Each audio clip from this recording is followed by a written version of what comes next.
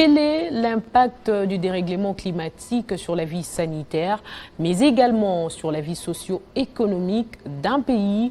On en parle tout à l'heure avec M. Augustin Taguissabo. Il est chef des divisions au Centre météorologique national. Madame, Messieurs, bonjour et bienvenue si vous nous rejoignez dans ce nouveau numéro du magazine Environ 50.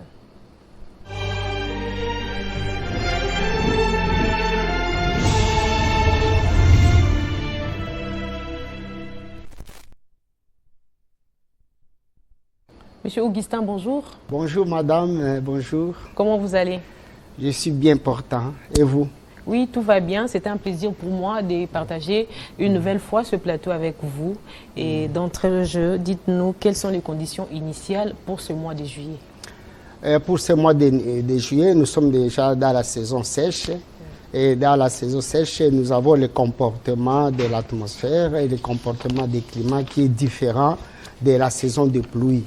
Et les conditions initiales, sur les grandes échelles, nous avons le comportement sur l'océan Indien et sur l'océan Atlantique que nous sommes en train de surveiller, ainsi que sur l'océan Pacifique. Sur l'océan Pacifique, nous allons voir qu'il y a la Nina qui est en activité.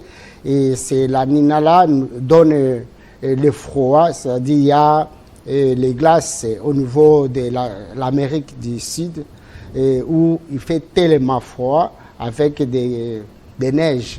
Et ces neiges démontrent qu'il y a la Nina. Donc c'est le refroidissement de la surface de l'océan.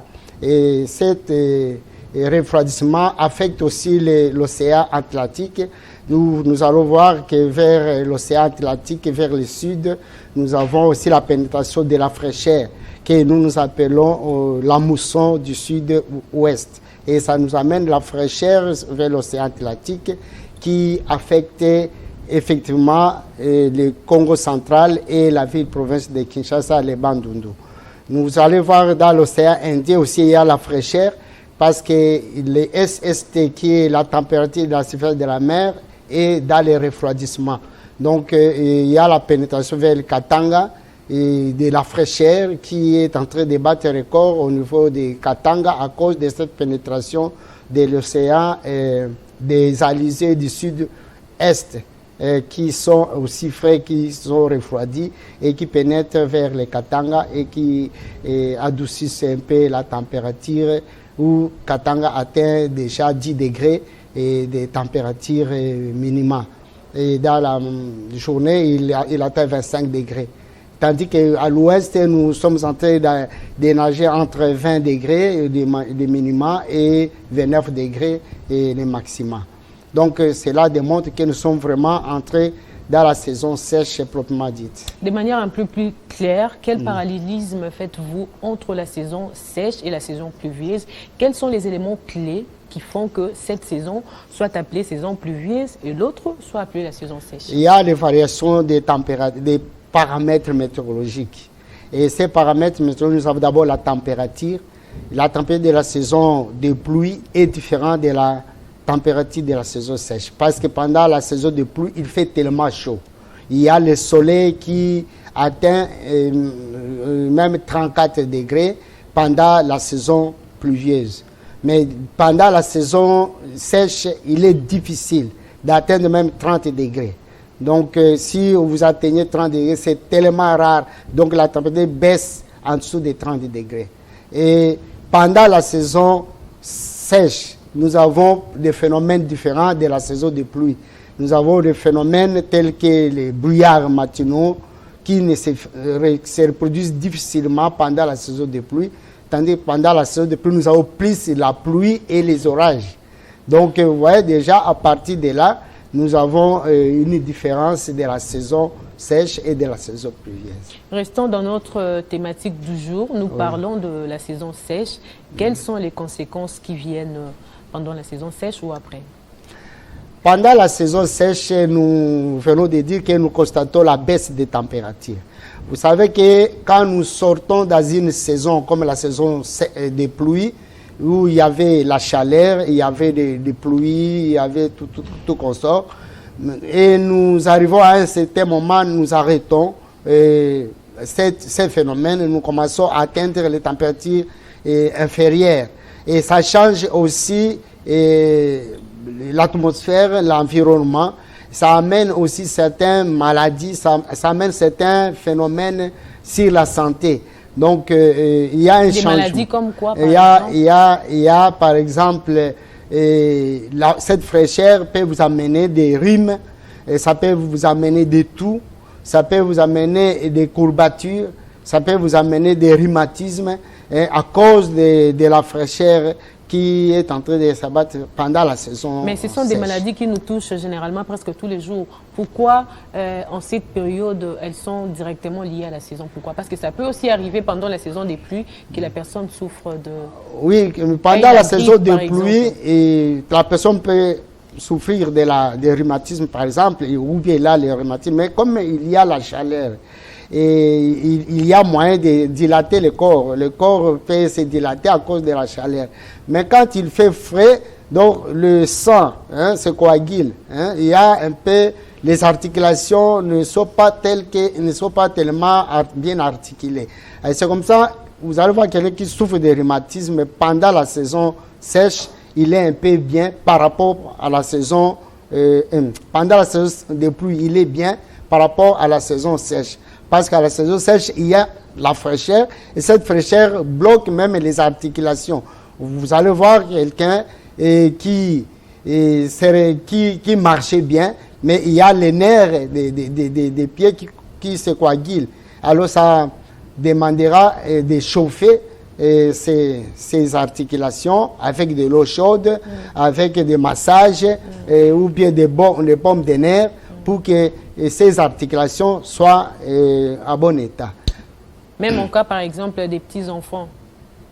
Oui, les petits-enfants, surtout, c'est le rhume qui les attaque souvent et la toux. Parce que le rhume est accompagné de toux. Quand l'enfant a des rhumes, il avale ces muqueuses-là et il a des toux au niveau de la poitrine et ça dérange. Et parce qu'il respire l'air frais. L'air est frais pendant ces moments et alors ça dérange la santé de l'enfant. Quelle est la tranche la plus touchée? Est-ce que ce sont les enfants ou soit les adultes? La tranche la plus touchée, là, je ne saurais pas vous le dire parce que là, il faut faire les statistiques et sur le plan médical. Mais quand il fait froid, qui sont les cibles, les cibles principales? C'est tout le monde. Tout le monde, que ce soit adulte, que ce soit vieux, que ce soit jeune, que ce soit enfant. Tout le monde est exposé à cet environnement. C'est pourquoi tout le monde doit prendre des précautions. On dit aux adultes de prendre des tricots ou bien des matons ou bien de se vêtir de quelque chose qui est tellement... de la même manière, protéger les enfants en prenant des tricots, à ne pas les exposer au vent frais.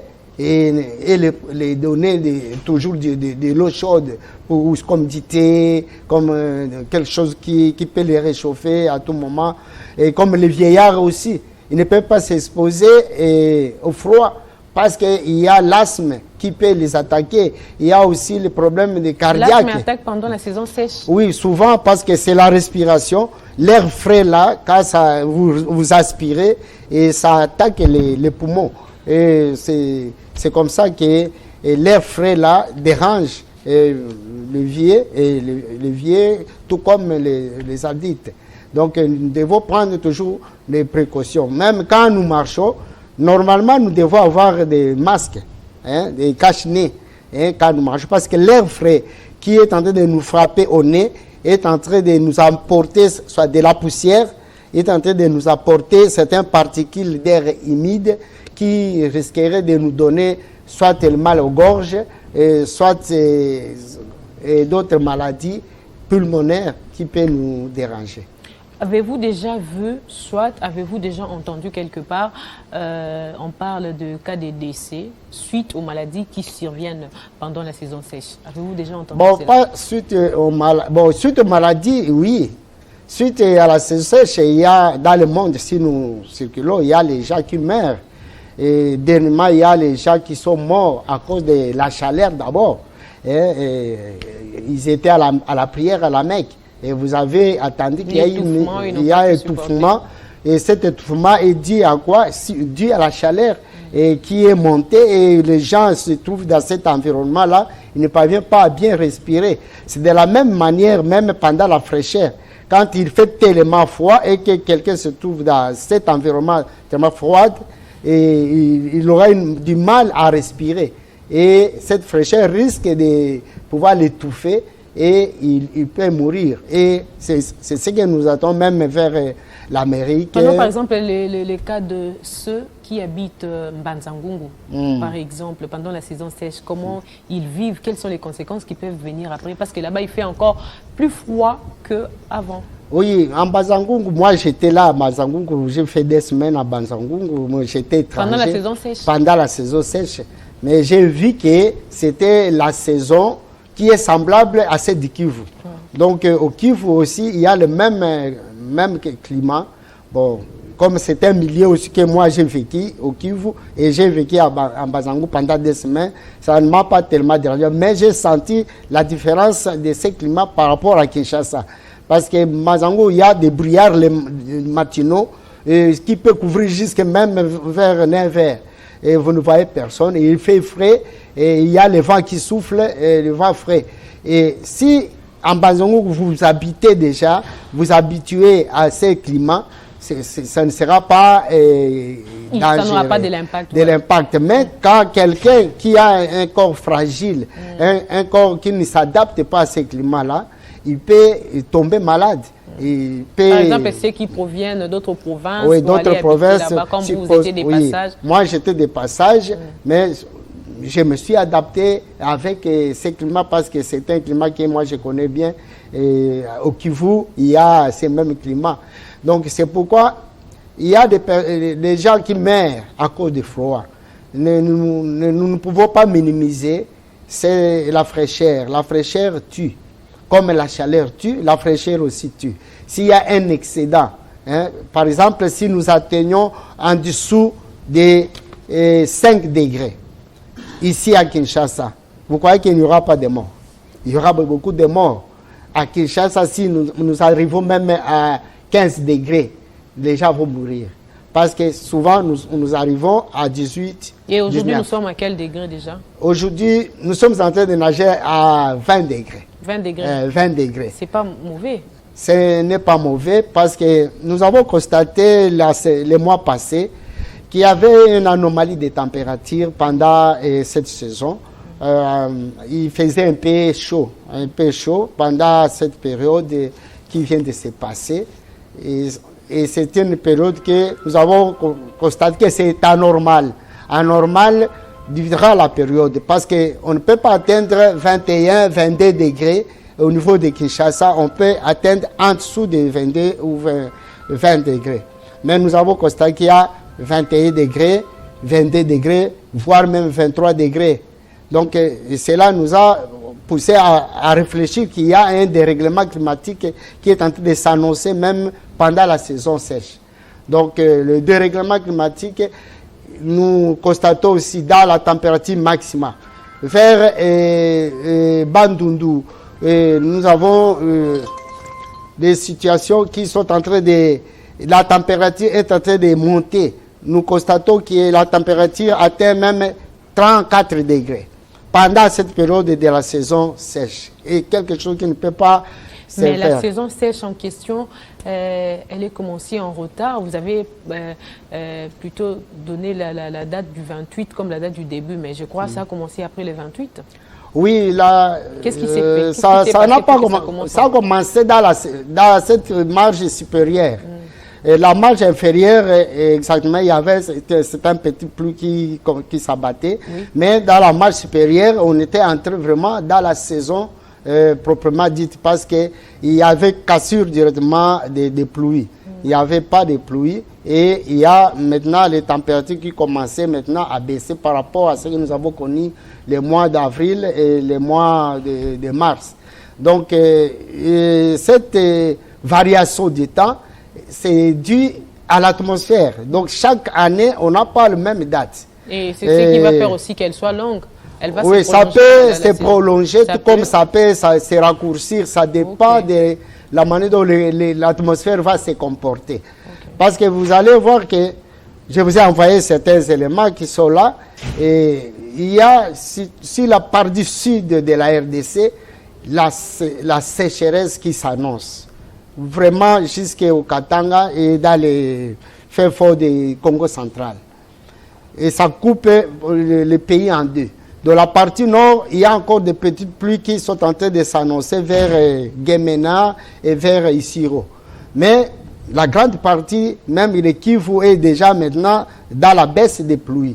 Et même Boende, tout Koso, tous ceux qui sont dans l'équateur là, même Bandaka, est dans la baisse des pluies. Ce n'est pas tel que la pluie tombe durant la saison des pluies, mais il y a une baisse. Mais quand il y a sécheresse, il y a manque d'eau, il y a manque beaucoup de choses. Quand il y a sécheresse, il y a beaucoup de conséquences. Et sur le plan sol d'abord, il y a baisse de l'eau qui sont gardées dans le sol. Dans le sol, il y a diminution de l'eau. Et cette diminution de l'eau rend le sol sec. C'est comme ça que, en rendant le sol sec, les agriculteurs ne peuvent pas cultiver. Il y a la production agricole qui va diminuer. Pendant cette période-là, la diminution agricole diminue. Et c'est comme ça que vous allez voir, cette production va rendre la vie difficile aux produits alimentaires. Parce qu'il y a baisse de production alimentaire. Et sur le plan socio-économique, quel est l'impact de la saison sèche? La saison sèche, par exemple, nous prenons les fleuves, nous prenons les rivières, nous prenons tous ceux qui sont des cours d'eau. Pendant cette période de la saison sèche, il y a diminution de l'eau. Il y a diminution, rétrécissement des rivières et des cours d'eau. Et ce rétrécissement des rivières et des cours d'eau fait qu'il y ait du sable qui monte. Et maintenant, ça rend la navigation difficile. La navigation maritime, tout comme fluviale, commence à devenir difficile. Et alors, le transport des marchandises, par exemple, d'un coin à l'autre, ça devient un peu compliqué. Et c'est comme ça que vous allez voir que pendant cette période de la saison sèche, il y a peu de transport de maritime et fluvial parce qu'il y a baisse des productions qui peuvent venir. Bon, si on fait la tête dire, il y a chavirage des bateaux ou bien des blocages des bateaux dans les sables ou bien les bateaux se cognent avec des cailloux dans l'eau parce que l'eau a diminué et les pilotes, soit comment on appelle les capitaines qui naviguent, soit ils ne voient pas la profondeur proprement dite de l'eau et ils se cognent avec la pierre et puis les bateaux commencent à chavirer.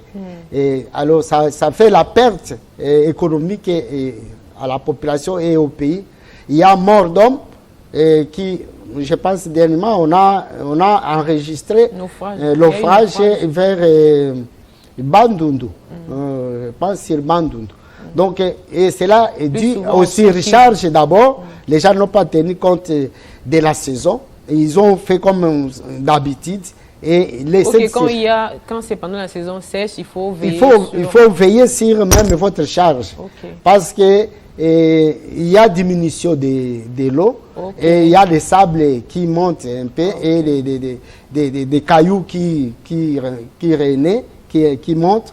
Et alors ça risque de créer des dégâts matériels. Il y a aussi les problèmes de feux de brousse. Pendant qu'il y a la saison sèche, les herbes sèchent. Et comme je vous ai dit, dans les Bandundu, il fait tellement chaud. Et cela donne l'effet de brousse. Et ces effets de brousse ravagent les espaces. Ça peut atteindre même des maisons pour qu'il y ait les morts d'hommes.